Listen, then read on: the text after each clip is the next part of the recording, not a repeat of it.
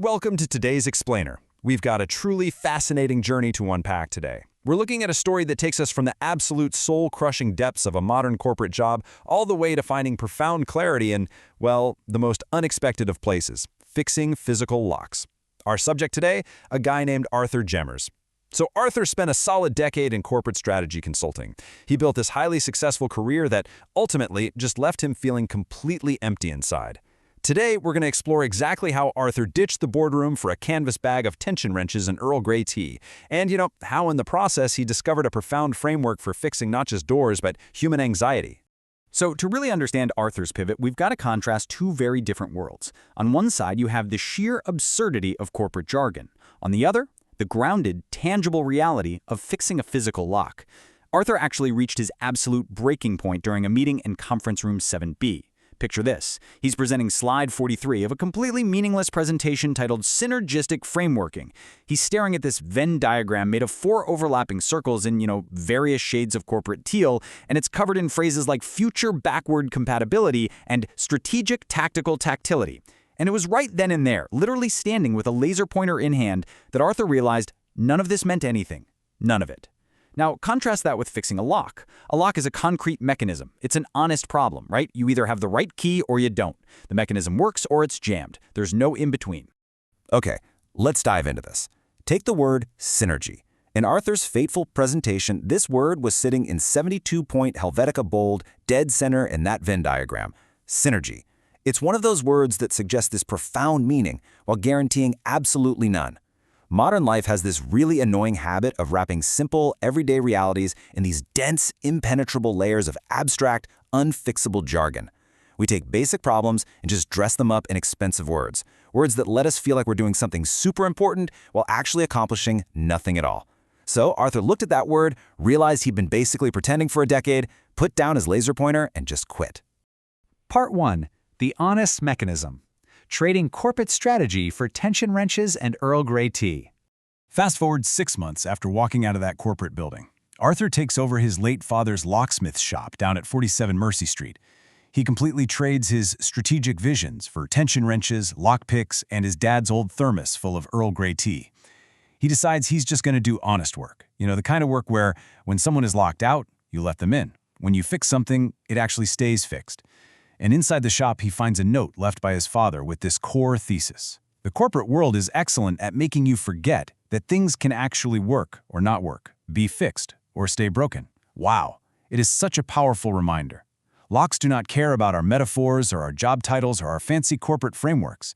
They definitely don't care if you're having a bad day. They just work or they don't. And that utter simplicity, that becomes the entire foundation for Arthur's new worldview. Moving on to part 2. Metaphors versus mechanisms, or how we wrap simple failures in layers of existential dread. What Arthur discovers on his late-night callouts is honestly wild.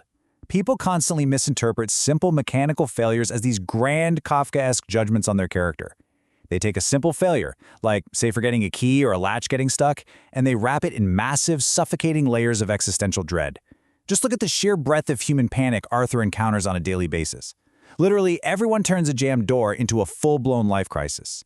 We've got a philosopher trapped in his yard at midnight, a bride stuck in a hotel bathroom at her own engagement party, a surgeon who just saved a human life but locked his keys in his Audi. Or how about a corporate executive locked in a garage by his soon-to-be ex-wife? They all immediately assume the physical problem is a symptom of some much deeper personal failure in their lives. To see exactly how this plays out in reality, let's look at Jeffrey, the philosopher. So Jeffrey is standing outside in his bathrobe at midnight, absolutely convinced that his locked door is a perfect metaphor for modern alienation, that the systems meant to protect us actually exclude us. Arthur just listens, hands him a cup of Earl Grey tea, and picks the quickset lock in under 3 minutes. Boom. Problem solved. Next up, we have Emma, the bride. She is stuck in a bathroom at her engagement party, literally stress-eating decorative potpourri. Her fiancé is outside, convinced she's having pre-wedding doubts and a major relationship panic. But the reality? The hotel painted over the strike plate, which made the latch stick. That's it. Arthur lubricates the mechanism, clears the paint, and suddenly the existential crisis vanishes into thin air. Treating the problem as a concrete mechanism instantly relieves all that dread. Which brings us to perhaps the most profound realization of Arthur's entire journey. You couldn't fix a metaphor with a tension wrench, but sometimes fixing the lock fixed the metaphor anyway. I love that.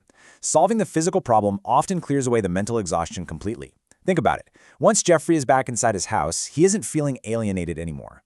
Once Emma is out of the bathroom, the relationship panic just evaporates. The mechanism actually cures the metaphor.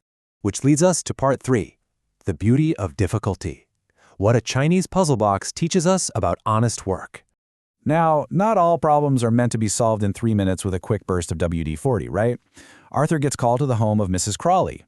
She's an 82-year-old widow who's collected dozens of antique locks that have been sealed shut for decades. Among her collection is this beautiful 19th century Chinese puzzle box made of rosewood, and it requires a super complex sequence of sliding panels to open. As Arthur is working on this intricate box, we get this incredible insight. The difficulty is the point. If it were easy to open, it would just be a box. The puzzle makes it meaningful. Unlike the soul-sucking busywork of Arthur's old corporate job where difficulty was just manufactured through jargon and endless meetings, true mechanical difficulty is a teacher. It doesn't pretend to be easier than it is. It demands patience. It demands honest effort. The resistance of the puzzle box isn't a malfunction. It is literally the entire purpose of the object. Section 4. One pin at a time. Applying the mechanism to our own impossible tasks. So, Jeffrey, our philosopher from earlier, ends up bringing his PhD student, Maya, into Arthur's shop. Maya is completely paralyzed by imposter syndrome. She is drowning in anxiety over her dissertation on Foucauldian discourse analysis, and she's totally convinced she just isn't smart enough. She thinks her difficulties mean she doesn't belong in academia at all. Arthur listens, hands Maya a standard Yale cylinder lock, and asks her this exact question. Does this lock care if you understand Foucault? And I really want you to ask yourself that too. Does the mechanism sitting in front of you right now care about your anxiety? Does it care if you feel like a fraud? Absolutely not. So why on earth do we attach our self-worth to mechanical, step-by-step tasks? The lock doesn't care about your feelings, guys. It just waits for you to align the pins. Now, what's really interesting about this slide is how picking a lock turns out to be the ultimate life advice for tackling any overwhelming project. Step 1. Don't skip ahead. You literally cannot solve pin 5 before you solve pin 1. It's impossible. Step 2, apply tension. You actually need a little bit of pressure to hold on to the progress you make. And step 3, align one pin at a time. You can't just sit there and theorize about what might work. You actually have to do the work, sequentially, until the mechanism aligns.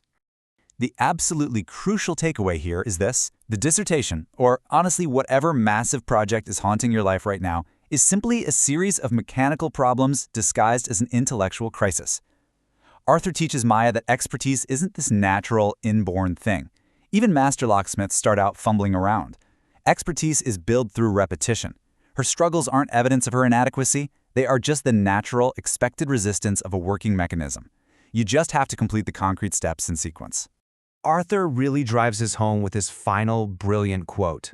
The only difference between a lock I can't open and a lock I can open is time and practice. That's it. Every single problem, no matter how daunting it looks, no matter how heavily wrapped up in existential dread it feels, simply requires time, practice, and a flat-out refusal to panic. Which leaves us with a final, provocative question to ponder today. What existential crisis in your life is actually just a mechanical problem waiting to be solved? Where exactly are you wrapping a simple, stuck latch in layers of heavy metaphor? I really hope this explainer has empowered you to look at the jammed doors in your own life, identify the pins, drop the dread, and just get to work solving them one at a time. Keep learning, keep analyzing, and we will see you in the next explainer.